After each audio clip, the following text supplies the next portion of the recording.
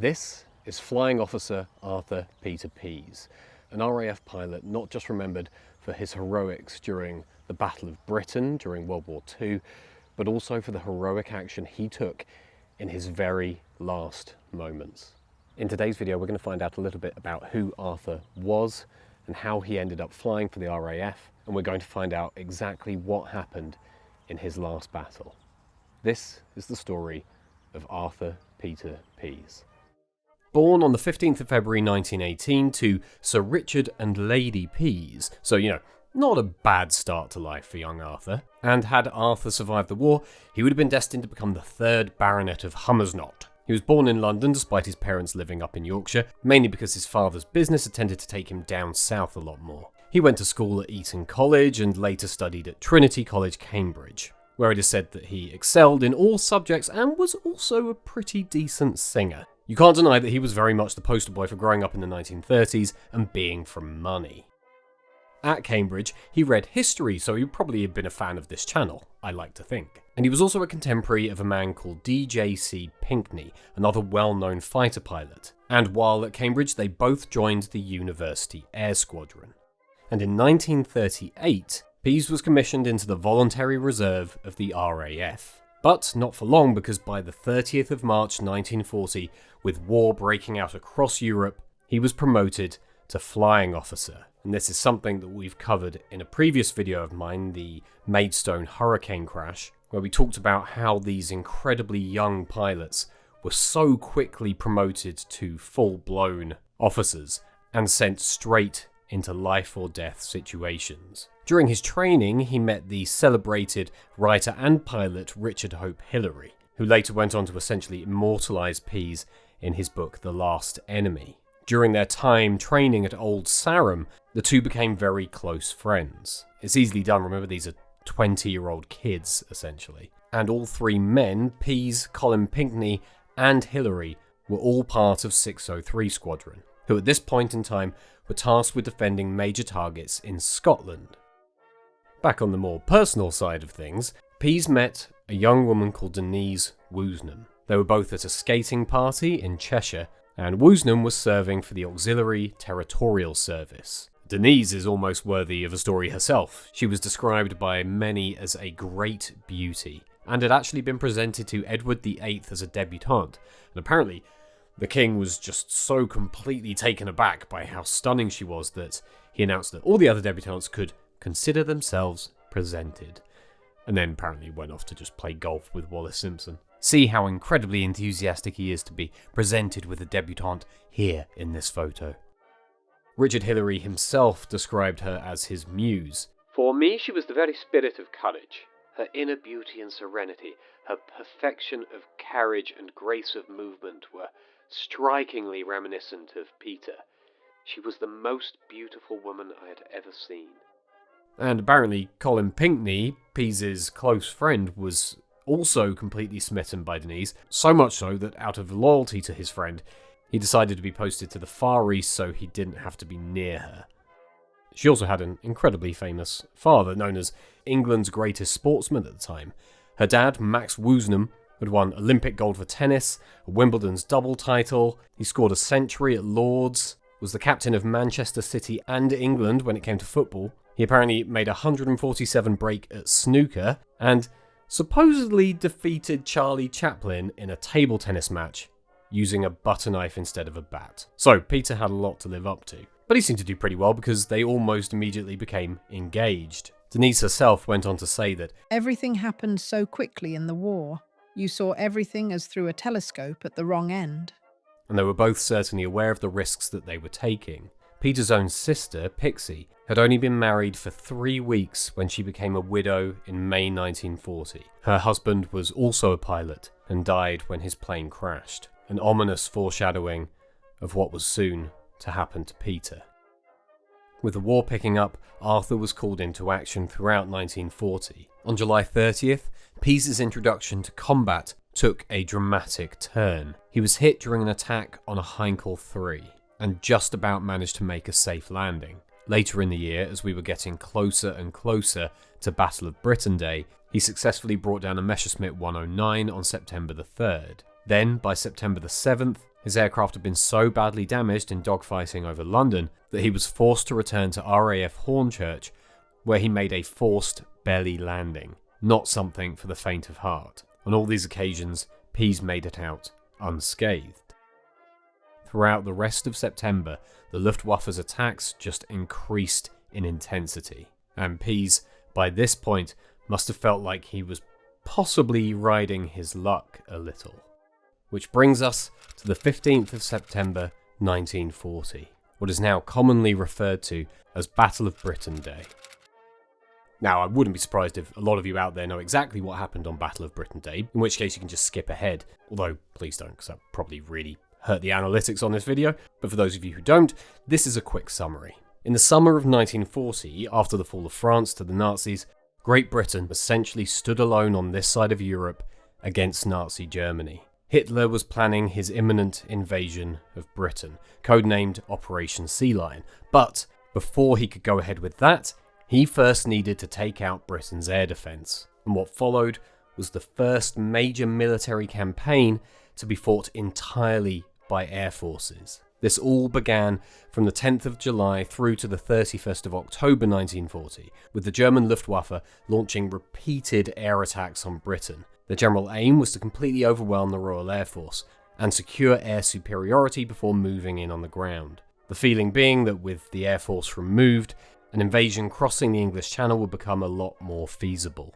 And we, of course, know in Britain how worried the government were about this being a feasible plan, because we can still see the defences that were put in place in the countryside just in case Hitler's plan worked. Now, all of these German attacks built up to the 15th of September 1940. This day essentially became host to the largest and most concentrated daylight offensive against London and the southeast of England. Around 3,000 enemy aircraft were initially deployed and took part in huge raids in a massive effort to draw the RAF into a final decisive battle, and what was supposed to be the beginning of Hitler's glorious invasion of Great Britain. Britain's fighter pilots, numbering far less than the Luftwaffe, and including Hurricanes and Spitfires, along with their various support systems, mounted a hugely successful interception of these German attacks. They inflicted heavy losses on the Luftwaffe and prevented it from gaining control over the skies in southern England. So successful was this defence of Britain's skies that this specific day became known as Battle of Britain Day. The main consequence of these incredible efforts by the RAF were that Hitler postponed and ultimately completely abandoned his invasion plan, Operation Sea Lion. The German High Command had to conclude that ultimately, without air supremacy, there was no way that they could mount a successful crossing of the English Channel without huge losses, and therefore it was too risky. After this somewhat, let's say, humiliating defeat, the Luftwaffe switched from daylight raids back to nighttime bombing, and this is when what eventually became known as the Blitz began. Continued demoralising attacks on British cities, but not ultimately a conclusive hammer blow to Britain's air defences. And one more incredible consequence of the success of Battle of Britain Day was the fact that its survival ensured that it could remain as a base for Allied resistance against the Nazis for the rest of the war. And included in that is, of course, the fact that it became the launching point for the liberation of occupied Europe. But despite all of this success and the heroics of the pilots on that day, there were, of course, Allied losses, which brings us back round to Arthur Peter Pease.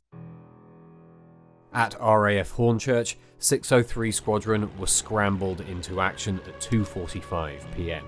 A huge number, around 114 German bombers, were flying over Kent bound for London. And it was shortly after 3 o'clock that afternoon that squadron of German bombers was attacked by the Spitfires of 603 Squadron. They came into contact with Dornier 17s and Heinkel 3 bombers in and around the vicinity of Maidstone. Kingswood here sits southeast of Maidstone in Kent, a quiet, rural village, hedgerows, fields, sheep, your usual classic English village. But on the afternoon of the 15th of September 1940, what was happening above this quiet village was a very different story. A fierce aerial battle ensued, and for what happened next, I'll hand over to Lieutenant Roderick Sascotti, a German pilot who was flying in one of the bombers on that day. Few Tommies succeeded in penetrating our fighter escort.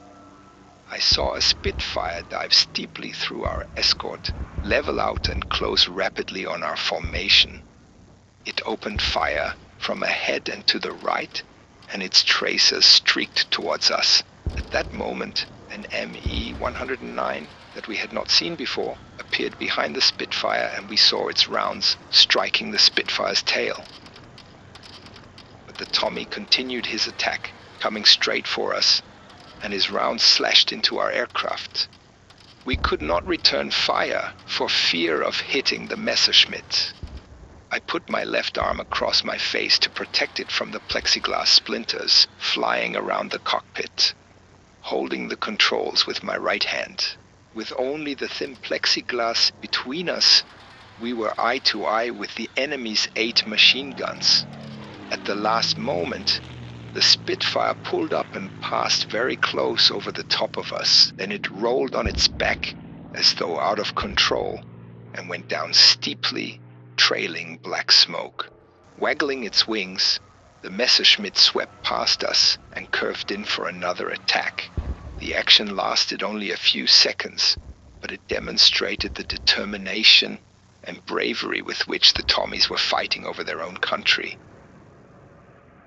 We don't know for sure, but the description of the attack and everything we know that followed afterwards makes it an almost certainty that the Tommy Sascotti is describing was Arthur Peter Pease, whose last daring attack inspired admiration even from the enemy. It's incredible to think of this very quiet, peaceful, classic, English village, and the absolute chaos that was happening in the skies above it. You think it wasn't just planes they had to worry about coming down, but I know stories my granddad told me about when he ran outside to watch the dogfights. The debris and bits and pieces of planes that rained down during some of these battles was quite dangerous. But, as my granddad told it, it was incredibly fun to go and find pieces of shrapnel and see who could be the first to collect it. Although the other thing he said was most of it was still scalding hot by the time it hit the ground, so you had to wait for it to cool down before you could take it. The juxtaposition seems insane to think of the kids running around being ultimately entertained by what was happening above them, when what was happening above them was a desperate fight for life or death. As Pease's stricken Spitfire sped towards the ground, trailing black smoke, to everyone watching on the ground, it appeared as though he was doomed to smash into the bungalows in Kingswood. But reports from those witnesses claim that after he'd been hit and was about to smash into those homes, the last-minute revving of his Spitfire's engines was heard, giving it just that last little bit of elevation, taking it over those homes and ultimately saving whoever might have been in his path on the ground. As Arthur's Spitfire came down, it would have flown right above where I'm standing now. At 3:05 p.m, Arthur Peter Pease's doomed Spitfire passed safely over the homes in Kingswood and came down into the fields just beyond. When locals managed to rush to the smouldering wreckage of his Spitfire, Flying Officer Arthur Peter Pease was found deceased at the site of the crash. He was only 22 years old. That's the thing that always stands out when you're talking about these soldiers, pilots who fought during the Second World War. It's always the age. 22 years old is nothing at all. And to think about the responsibility that these men or boys had. I think when I was 22 I was probably working in Currys, I can't remember. But the sacrifices that these people, these families made, as we well know, should and can never be forgotten.